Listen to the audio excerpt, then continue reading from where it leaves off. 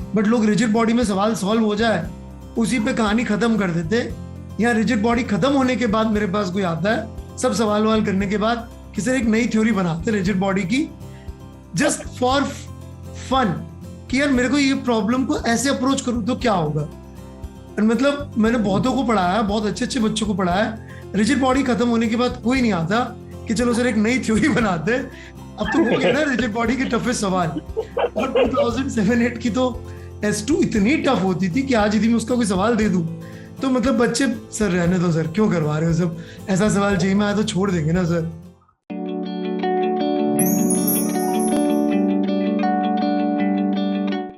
एक शिकायत और तुम करते थे, क्या पंजाबी आदमी को आपने मद्रास भेज दिया।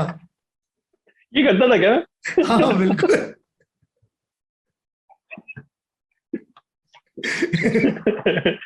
मैं भी शुरू में शुरू में करते थे, बाद में भी करते थे। अभी अपन तो कि सर कहाँ मद्रास भेज दिया सर पंजाब को, पंजाब से मेरे को।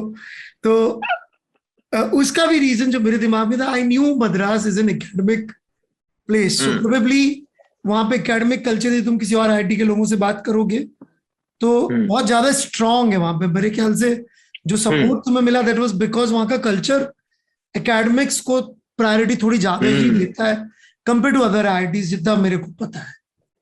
So that is also one of the thing, हो सकता है। अदर थिंग जो है, अब मैं जो बड़ा इंटरेस्टिंग पॉइंट है, तुमने जब डिग्री के लिए बोला कि मैं फिजिक्स में करूंगा तब पेरेंट्स से काफी झगड़ा फसाद होके तुम्हारा को इलेक्ट्रिकल लेनी पड़ी। तो ये जब डिसीजन हुआ कि मैं तो जॉब के लिए नहीं बैठ रहा हूं भाई, और पीएचडी के लिए अप्लाई कर रहा हूं, अप्लाई कर रहे हो तो मिल जाएगी, जरूरी तो नहीं है। और मिलेगी भी कहां से, ये भी बहुत बड़ी बात है। इस साल मिलती है कि अगले साल मिलती है, एक साल क्या करोगे। तो इस तरह का भी तो एक स्ट्रगल रहा होगा, मतलब डिवोर्स भी इतनी इजीली नहीं होता है। हाँ, this is a good question, right? ऐसा बहुत अच्छा सवाल है। पर यहाँ पे मैं अपने घर वालों को क्रेडिट देना चाहता हूँ, आई थिंक अपनी फैमिली को क्रेडिट देना चाहता हूँ, क्योंकि आई थिंक वहां पे शुरू में उन्होंने मुझे बोला था कि देख बेटा बीटेक कर ले, उसके बाद जो मर्जी कर। ओके। उन्होंने ये बात मुझे बोली थी कि एक बार ये कर ले, इससे क्यों। और इन हाइंडसाइट अब मैं समझता भी हूं उनकी बात। From their perspective it made 100% sense कि इतनी मेहनत करी है, you should get something concrete, और लाइफ में एक सिक्योरिटी होनी चाहिए, जो कि शायद फिजिक्स में भी मिल जाती, but from our perspective, right, हमारी सोसाइटी के पर्सपेक्टिव से जो इंजीनियरिंग करके मिलने वाली है वो तो नहीं मिलेगी सिक्योरिटी, राइट। और उनका पॉइंट ये था कि एक बार तू ये कर ले, वो सिक्योरिटी मिल जाए, फिर जो मर्जी कर ले। और उन्होंने मुझे सच में कुछ नहीं बोला। आई थिंक सेकेंड टाइम जब मैंने बोला कि फिजिक्स पीएचडी करना चाहता हूं, तो then they really were supportive. हाँ, उन्होंने एक दो बार बोला होगा कि चल प्लेसमेंट में तो बैठ जा, ये जरूर बोला होगा, बट मुझे ऐसा कोई भी प्रेशर फील नहीं हुआ सेकंड। मुझे ऐसा कुछ नहीं लगा। I think they kept they kept their word, and they were completely supportive in that कि चलो ठीक है, this is what you want to do.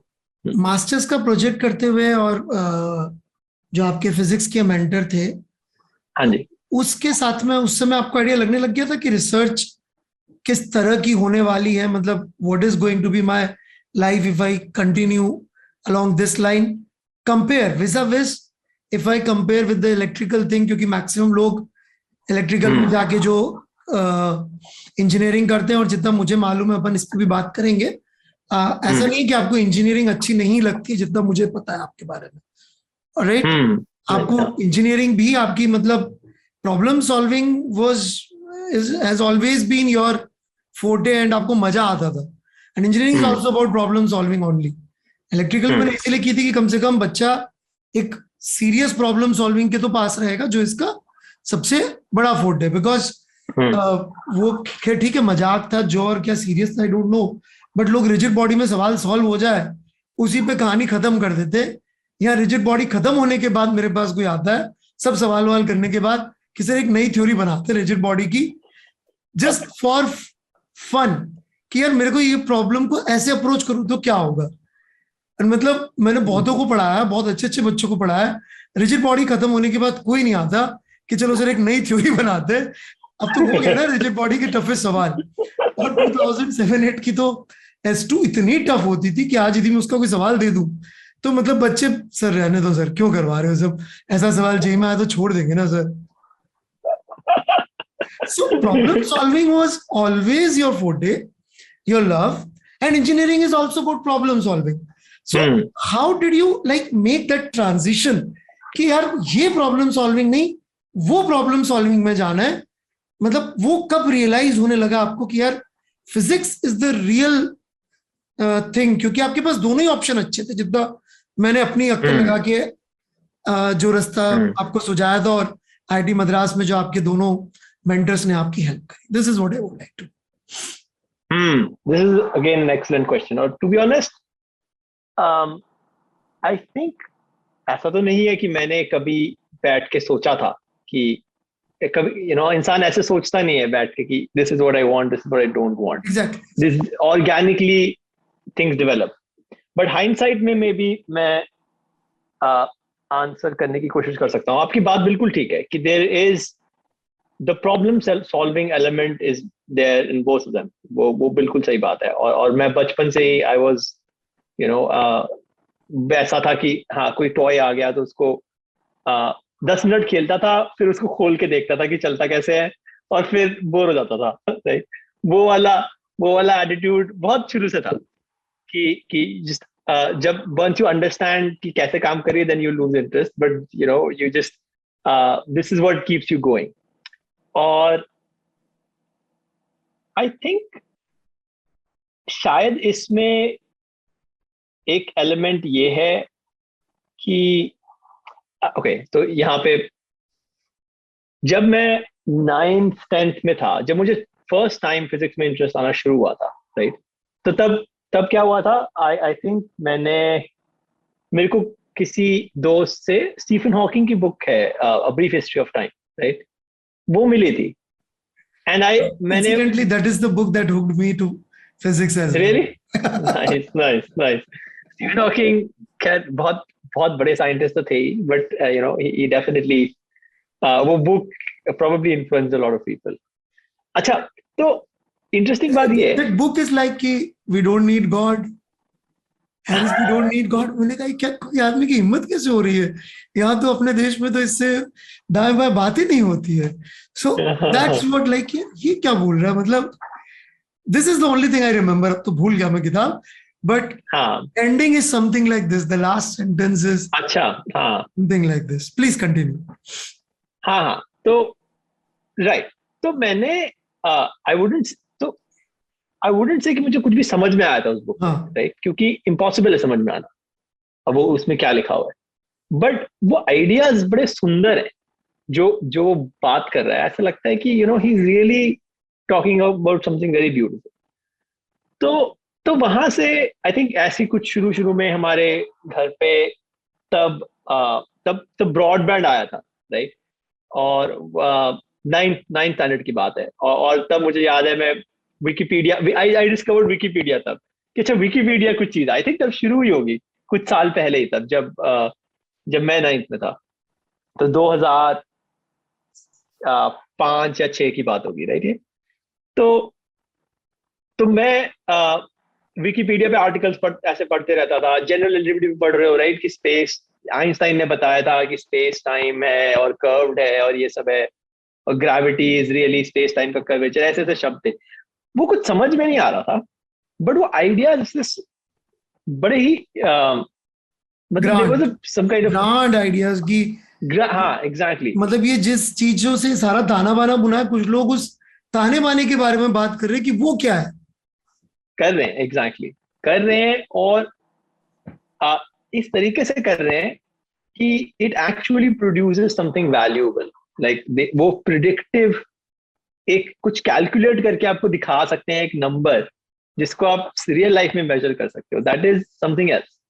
तो ये वाले आइडियाज थे जो मुझे शुरू में भी इंटरेस्टिंग लग रहे थे, बट अगेन तब तक मुझे एक्चुअली फिजिक्स प्रॉब्लम सॉल्विंग क्या होता है, फिजिक्स किस टाइप की मैथमेटिक्स लगती है, कुछ आइडिया नहीं था. I just new these ideas और ये मुझे बड़े अच्छे लग रहे थे.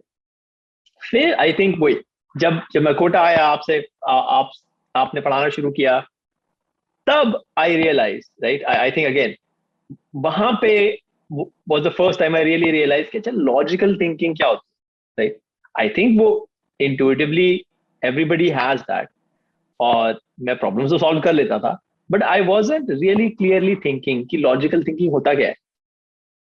तो ऑफ ऑल द थिंग्स जो आपकी मुझे काफी आपकी चीजों ने मुझे इन्फ्लुएंस किया है, this is was one of them कि आप logical step by step thinking को बहुत एम्फसाइज करते थे, राइट. हर एक पॉइंट को आप लॉजिकली पिछले पॉइंट से रिलेट करते थे, कुछ गैप नहीं रखते थे.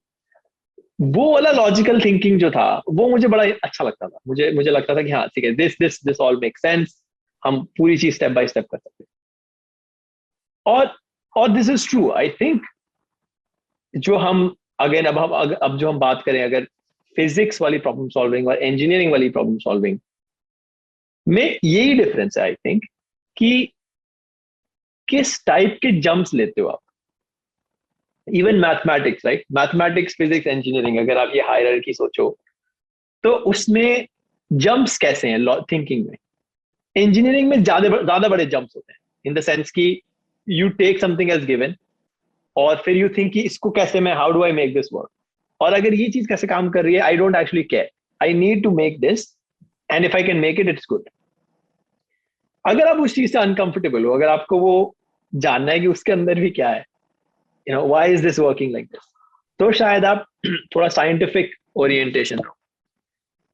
और इन अदर वर्ड्स, अगर आपको एप्लीकेशन से खास मतलब नहीं है, आपको ऐसा लग रहा है कि I don't really want to make something from this, I am just interested in it because I want to know, वो अगर आपकी प्रॉब्लम सॉल्विंग क्यूरियोसिटी ड्रिवन है तो शायद वो थोड़ी साइंटिफिक स्टाइल की प्रॉब्लम सॉल्विंग है. अगर वो एप्लीकेशन ड्रिवन है तो वो शायद थोड़ी इंजीनियरिंग टाइप की प्रॉब्लम सॉल्विंग है. और ऑब्वियसली आई थिंक मैथमेटिक्स इसका एक्सट्रीम है. अगर आप मैथमेटिशियन हो तो आपको कोई भी जंप नहीं लेना है, एंड यू रियली वो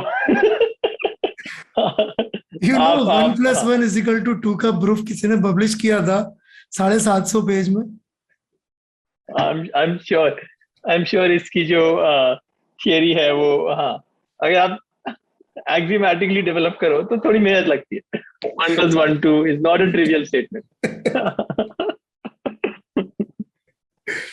सो जैसा हर्ष इंजीनियरिंग और फिजिक्स का डिफरेंस समझा रहे थे, थोड़ा सा अपने व्यूअर्स के लिए देखिए, यूं समझ लीजिए कि व्हील की डिस्कवरी 10-15 हजार साल पहले हो गई थी कम से कम, without actually knowing Newton's law, rigid body dynamics, friction, ये सब कॉन्सेप्ट अभी आए हैं और व्हील उसके पहले डिस्कवर हो गया था.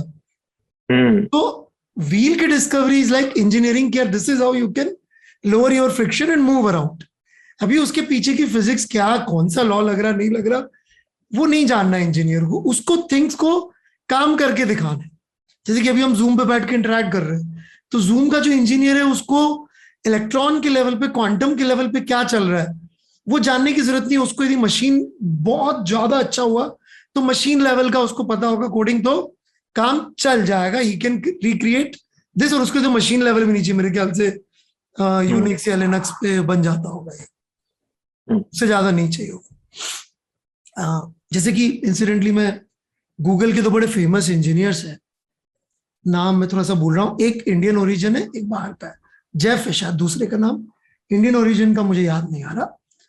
सो these are like Google fellows में भी मतलब सबसे ऊपर. तो इनका बता दें कि जब बिल्कुल गूगल शुरू में बनाया था तो एक इनके पास सर्वर स्पेस और हार्ड डिस्क वगैरह बड़ा इश्यू होता था.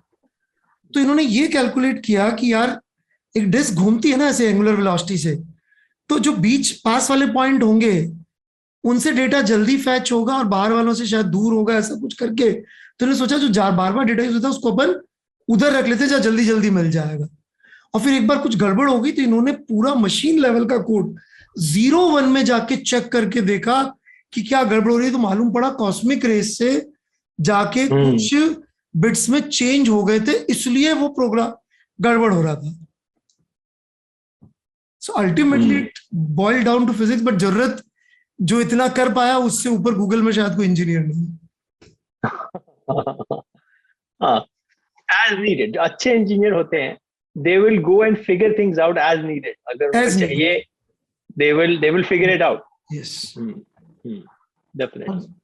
फिजिसिस्ट तो प्रैक्टिकल एप्लीकेशन पे ज्यादा ध्यान देते नहीं है। जैसे कई बार पढ़ाते बच्चे पूछ लेते हैं कि यार सर इसका फिजिकल वो क्या है, यार नहीं है भाई, फिजिकल में क्या करूं।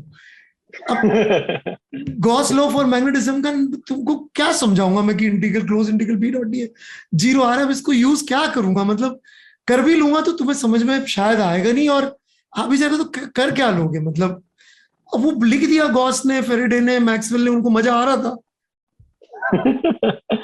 बट उनका है राइट, मतलब दिस इज द स्टोरी। ये तो बड़ी अच्छी स्टोरी है ना कि साइंस और टेक्नोलॉजी जो है वो एक दूसरे के साथ साथ चलते और कभी कभी साइंस टेक्नोलॉजी से 50 साल आगे होती है। जैसे आपका व्हील वाला एग्जांपल बहुत ही अच्छा था, जिसमें कि टेक्नोलॉजी साइंस से 10,000 साल आगे थी। सर्कुलर मोशन किसी को पता नहीं है क्या होता है, राइट, बट उन्होंने फिगर आउट कर लिया कि ऐसे तो काम करेगा ही। और कितनी टेक्नोलॉजी बन गई, इवन जब तक न्यूटन आया था उससे पहले भी कितनी टेक्नोलॉजी थी, but people did not know कि कैसे काम करती है। बट देन जब कोई साइंटिस्ट फिगर आउट करते हैं कि this is how it works, फिर इंजीनियर्स उसको यूज करके और ऑप्टिमाइज कर सकते हैं, देन दे कैन मेक, फिर वो फरारी बनाते हैं। एग्जैक्टली। वो तो राइट, सो वहां वो उसमें देयर इज ऑलवेज दिस, जो आप और जो गॉस लॉ वाला एग्जांपल है, that is electromagnetic waves, right. Electromagnetism पे तो पूरी दुनिया चल रही, पूरी दुनिया चल और जब तक मैक्सवेल को ये चमका नहीं था कि light is an electromagnetic wave, right, उसकी स्टोरी बड़ी सुंदर है, राइट, कि उसने उसकी स्टोरी ये थी, राइट, कि आई थिंक वो उससे पहले जो एम्पियर्स लॉ और जो दो तीन लॉ थे, वो सब लॉज इंडिविजुअली आ गए थे, बट इलेक्ट्रिसिटी और मैग्नेटिज्म में सिमेट्री की कमी थी। उसको लग रहा था, मैक्सवेल ये इक्वेशंस देख रहा था और उसको लग रहा है कि यार तीन में से 4 इक्वेशन बड़ी सिमिलर है, यहाँ पे इलेक्ट्रिसिटी और मैग्नेटिज्म सिमिलर तरीके से आ रही है, पर ये वाली एक पर्टिकुलर टर्म की कमी, अगर ये वाली टर्म यहाँ पे होती इस इक्वेशन में, तो ये थ्योरी बड़ी सुंदर हो जाती, राइट। ये थ्योरी बड़ी it would be more elegant as a theory, right? इसमें कुछ प्रैक्टिकल कुछ नहीं, वो सिर्फ इक्वेशंस को देख रहा है और वो सोच रहा है कि how does this thing work, और मे बी इस टर्म को ऐड करने से क्या होगा, और उसने वो टर्म ऐड करी एंड सडनली ही फाइंड्स कि एक्चुअली इस थियरी में एक वेव इक्वेशन, राइट। ये वाली टर्म ऐड करके you can actually get a wave equation from this theory, और उस वेव इक्वेशन में यू कैन इवन फाइंड कि वो स्पीड ऑफ द वेव क्या है, राइट, और वो speed of the wave is exactly, जब वो अगर आप कैलकुलेट करो, it's exactly speed of light, right. And तब ये थियोरेटिकल आइडिया कि light is an electromagnetic wave, right, ये एक प्योरली थियोरेटिकल आइडिया था जो कि वहां से निकला, और he was just playing with equations, right, basically at the end of the day. वो तो उसको इंटरेस्ट नहीं था कि हाँ रेडियो वेव बनेगी, इंटरनेट बनेगा, सैटेलाइट बनेगी, वो तो ये सोच रहा था कि क्या क्या हो जाएगा वंस यू फिगर आउट कि light is an electromagnetic wave, क्या कुछ कर सकते हो, जिंदगी दुनिया बदल सकते हो, राइट। पर वो सिर्फ अपना गेम खेल रहा था। बेसिकली लोग अपना क्यूरियोसिटी को परस्यू करते रहते हैं, अब जिनको जो अच्छा लगता है। मैंने तो यही देखा, जो लोग को अच्छा लगता है, मैक्सवेल वाज, जैसा मुझे उनका बैकग्राउंड पता है, स्कॉटिश रॉयल फैमिली टाइप के आदमी थे, एंड ही वाज एंजॉयिंग अपना बैठ के, पहले रेडिएशन पे काम कर लिया अपना, फिर वो इलेक्ट्रोमैग्नेटिज्म भी उनको इंटरेस्ट लग रहा है, कर रहे हैं, और इंटरेस्ट आ रहा तो कर दिया उन्होंने कि बैठ के हो गई चीजें। फिर मैं कहीं पे पढ़ रहा था कि फ्लूइड डायनामिक्स की इक्वेशंस अभी भी ढंग से नहीं आई। हवाई जहाज उड़ रहे 1904 में। यदि आप राइट ब्रदर्स को बोला भाई इधर आ, जरा बर्नौली की इक्वेशन के बारे में बात करते हैं, भैया ये क्या होती है, हवाई जहाज ऐसे उड़ेगा, बर्नौली तुम लगाते रहना। बिल्कुल। आई थिंक आपके व्यूअर्स को भी ये इंटरेस्टिंग लगे कि जो फ्लूइड डायनामिक्स की जो इक्वेशन है, जिसको नेवियर स्टोक्स इक्वेशन बोलते हैं, हाँ उस पे $1 मिलियन का इनाम है लिटरली, अगर कोई उसको मैथमेटिकली प्रूव कर दे कि इसका सोल्यूशन है, इस बात पे $1 मिलियन का इनाम। तो ये मे भी आपके किसी व्यूअर को ये फैक्ट अच्छा लगे और वो मे भी उसकी भी जिंदगी बर्बाद हो जाए। उसकी भी जिंदगी बर्बाद।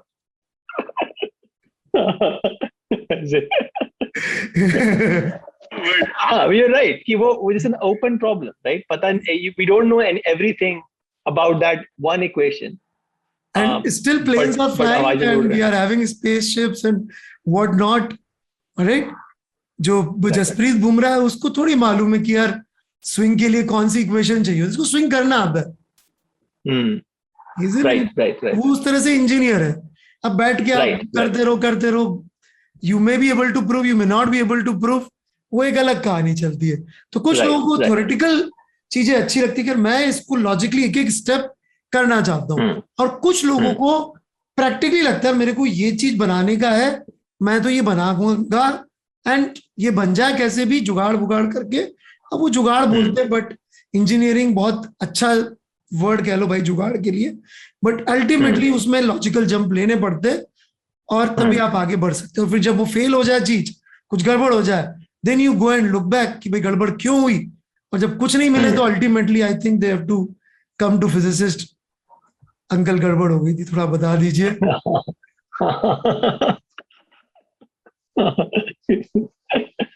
I think this is how probably हाँ ये अच्छा कार्टून है सोचने के लिए। हाँ जी बिल्कुल।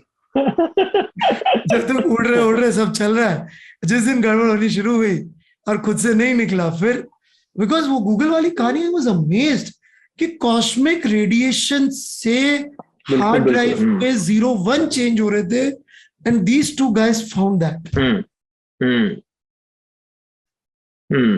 आई वाज ब्लोन कि यार मतलब फिजिक्स आनी तो चाहिए ही सही, आप बेस्ट इंजीनियर हो दुनिया के, फिर भी यदि फंस जाओगे तो कभी जब फंस जाओगे तो एग्जैक्टली यही नहीं फंसा तो बट दिस इज नहीं फंसा तो ठीक है एग्जैक्टली, आप यू फिगर इट आउट। और टू बी ऑनेस्ट फिजिक्स में भी ऐसा ही है, फिजिक्स का और मैथ का वही रिश्ता है जो इंजीनियरिंग और फिजिक्स का रिश्ता है। एग्जैक्टली फेनमैन बोलते हैं इस बारे में, प्लीज गो अहेड। नहीं आप बोलिए। नहीं फेनमैन इसी बारे में बोलते हैं, प्लीज गो अहेड, आप समझाओ ना ये वाली चीज हर्ष। हाँ मैं ये कह रहा था कि फिजिक्स में भी क्योंकि जो मैथमेटिक्स यूज हो रही है वो काफी सोफिस्टिकेटेड हो जाती है, राइट? और इट्स इम्पॉसिबल अनलेस आप बेसिकली एड विटन नाम के एक साइंटिस्ट हैं, physicist हैं, he was considered one of the greatest, he's alive, considered one of the greatest। अगर आप वैसे इंसान हो तो शायद आपको सब पता है, but for the most part it is impossible to know all the mathematics that is required for a physicist, right? तो फिजिक्स में ऐसा ही है कि आप जब कुछ कर रहे हो एंड देन यू रियलाइज कि अच्छा इस प्रॉब्लम में इस प्रॉब्लम का सॉल्यूशन उन मैथमेटिकल टूल्स के साथ नहीं हो रहा जो मेरे पास है, right? It's like for a physicist mathematics is a tool box. आपको हथौड़ा चाहिए, किसी लिए आपको हथौड़ा नहीं है, आपके पास सिर्फ स्क्रू ड्राइवर है, और फिर आपको लगता है अच्छा ये चीज पर स्क्रू ड्राइवर से तो कुछ हो नहीं रहा है इसका, फिर आप पूछते हो, या तो आप किसी मैथमेटिशियन दोस्त से पूछते हो कि भाई ये यहाँ पे क्या हो रहा है, एग्जैक्टली जैसे आप इंजीनियरिंग और फिजिक्स की बात कर रहे थे, या अगेन एज नीडेड आप फिगर आउट करते हो कि what kind of mathematics is required here, और फिर यू लर्न दैट या यू यूज दैट। और मतलब इसके तो मतलब बड़े बड़े एग्जांपल रहे, right? This is like Newton को अपनी मैकेनिक्स बनाने के लिए he had to first invent calculus, exactly, right? वहां पे उसके पास मैथमेटिक्स थी ही नहीं दुनिया में which was required for his theory, so he had to invent calculus and then everything else, एक बार कैलकुलस आ गई दुनिया में फिर तो दुनिया बदल गई, राइट? exactly. हर चीज में कैलकुलस है। exactly. ऐसे ही कई बार चिढ़ाता भी हूँ कि मैथमेटिशियंस को शर्म आई कि उनसे तो कैलकुलस बनी नहीं, तो शर्म के मारे वो न्यूटन को ग्रेट मैथमेटिशियन भी बोलने लग गए। Do you agree? No, yeah, Newton was a very singular character, right? Newton जैसे लोग बहुत कम रहे। बहुत कम नहीं, एक ही है मेरे हिसाब से तो। एक ही है, एक ही है। हाँ। बट डू यू एग्री कि मैथमेटिशियन शर्म के मारे उसको ग्रेट मैथमेटिशियन बोलने लग गए? I would say maybe respect है, रिस्पेक्ट करते हैं मैथमेटिशियन। रिस्पेक्ट, हाँ हाँ, किसान से लड़ाई नहीं करनी तुम्हें।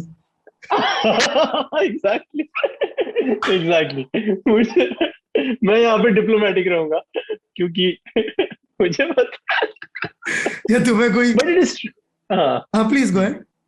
नहीं बोले, तुम्हें कोई मैथमेटिशियन की जरूरत पड़ गई तो मना कर देगा। बोला था ना उससे, मैथमेटिक्स को गाली दे रहा था तब तो बड़े खुश होके। अब क्या करेगा, अब ये डिफरेंशियल इक्वेशन कैसे सॉल्व करेगा? हाँ अब तो कर। So you don't want to do that पंगा। नहीं, बट इसके और बड़े बड़े अच्छे अच्छे एग्जांपल है। ये वाली जो स्टोरी है ना, ये बड़ी अच्छी स्टोरी है फिजिक्स में, और इसमें फिजिक्स का भी बड़ा योगदान रहा है मैथमेटिक्स में। हाँ हाँ, 2 या 3 field medals winner, fields medal math physicist एक ही है। Edward Wilton is the person, वही जो मैं बोल रहा था। अच्छा, he is the person who is a fields medalist, और he is the only physicist to have ever won. अच्छा, but जैसे फॉर एग्जांपल आइंस्टाइन की स्टोरी भी सिमिलर है, बट उसके केस में he had an idea, right? उसको gravity, so he was tackling the biggest question, right? Gravity क्या है, और उसने अपनी स्पेशल रिलेटिविटी की थियरी ऑलरेडी तब तक दे दी थी 1905 में, और उसके 1-2 साल में बाद उसने अपनी फेमस इक्वेशन E=mc² भी दे दी थी। और फिर वो सोच रहा था कि इसका रिलेटिविटी का और ग्रेविटी का क्या कनेक्शन, बड़ा टर्न्ड आउट बड़ा डीप कनेक्शन है, बट वहां पे वो फंसा हुआ था, राइट? और वो 10 साल तक 1905 से जब उसने स्पेशल रिलेटिविटी की थियरी दी थी, 1915 तक जब उसने आई थिंक पहली बार अपनी जनरल रिलेटिविटी की इक्वेशन दी थी, जिसको अब आइंस्टाइन हिल्बर्ट इक्वेशंस बोलते हैं। 10 साल तक वो स्ट्रगल कर रहा था इस सवाल, वो भी आइंस्टाइन 10 साल तक स्ट्रगल कर रहा था, राइट? मतलब अरे आम इंसान भी 10 साल तक स्ट्रगल करे तो पता नहीं क्या क्या कर ले। एक ही प्रॉब्लम पे, राइट? और आइंस्टाइन 10 साल तक स्ट्रगल कर रहा था, तो क्या हुआ, राइट? उस दौरान ही फिगर्ड आउट कि the right language for his theory, जो वो देना चाह रहा था, the right mathematical language is differential geometry. क्योंकि वो ये बताना चाह रहा था कि जो हमारा स्पेस और टाइम, जो कि उसने ऑलरेडी रिलेट कर दिए थे उसकी थियरी में, रिलेटिविटी में स्पेस और टाइम काफी सिमिलर हैं, वो ये बताना चाह रहा था कि ग्रेविटी कम्स बिकॉज ये स्पेस और टाइम इन कोट्स फ्लैट नहीं है, कर्व्ड है, there is some curvature space में, जिसकी वजह से ग्रेविटी आती है। और ये कर्वेचर की मैथमेटिक्स क्या है, ये नहीं उसको पता था। सो उसका एक फ्रेंड उसको कहीं पे, आई एम नॉट श्योर कहाँ मिला, आई थिंक उसका एक फ्रेंड था Grossman, I think Michael Grossman, mathematician, जिससे उसने सीखी रीमानियन ज्योमेट्री बोलते हैं उसको, राइट? तो उसने ये over this 10 years he learned this subject of mathematics which was very new, even new in the sense कि physics में तो किसी को नहीं पता था कि there is such a thing और इसका need क्या होगा। और जब रीमान ने जब invent की थी वो subject, he did not care, वो तो mathematician था, he was just interested in figuring out कि curved geometries कैसी होती हैं। और फिर उसने यूज करके, आइंस्टाइन ने वो चीज यूज करी, and then he gave us the theory of general relativity which is also one of the pillars of theoretical physics, right? आज तक खड़ा हुआ वो पिलर। पिछले साल ग्रेविटेशनल वेव्स के लिए नोबेल प्राइज मिला था। Yes. That is a prediction of general relativity. 100 साल, तो ये भी स्टोरी 100 साल लग गए। 100 साल वो technology to catch up with the science. Yes, right? Experimental वो भी अमेजिंग स्टोरी इस थ्योरी से काफी पीछे हो चुकी है इस समय, कई बार ऐसा बताते हैं लोग। हाँ, कुछ सब्जेक्ट्स में डेफिनेटली ऐसा हो गया है जो जो पार्टिकल फिजिक्स टाइप के जो ज्यादा जो फंडामेंटल टाइप की फिजिक्स कर रहे हैं जो लोग, वो कहीं और जा चुके हैं। तो ये क्रिटिसिज्म है फिलहाल मार्केट में इस बात का कि यार एक्सपेरिमेंट नहीं है तो क्या कर रहे हो, इट इज वैलिड। इनफैक्ट जो आप कह रहे थे फैनमैन बड़ा अच्छा बोलते हैं कि फिजिसिस्ट जाते हैं मैथमेटिशियन के पास कि यार ये 3-4 डायमेंशन की चीज के लिए क्या चाहिए, तो बोलते मैं एन डायमेंशन का तो नहीं यार, मुझे एन का नहीं चाहिए, मुझे 3 के लिए चाहिए। अरे मैं एन के लिए सॉल्व करता हूँ, नहीं चाहिए भाई, तो 3 की बता दो, 3 की कर देते सॉल्व। फिर जाते 1 साल बाद, यार वो तुम कुछ एन डायमेंशन की बात कर रहे थे ना, चाहिए तेरे को।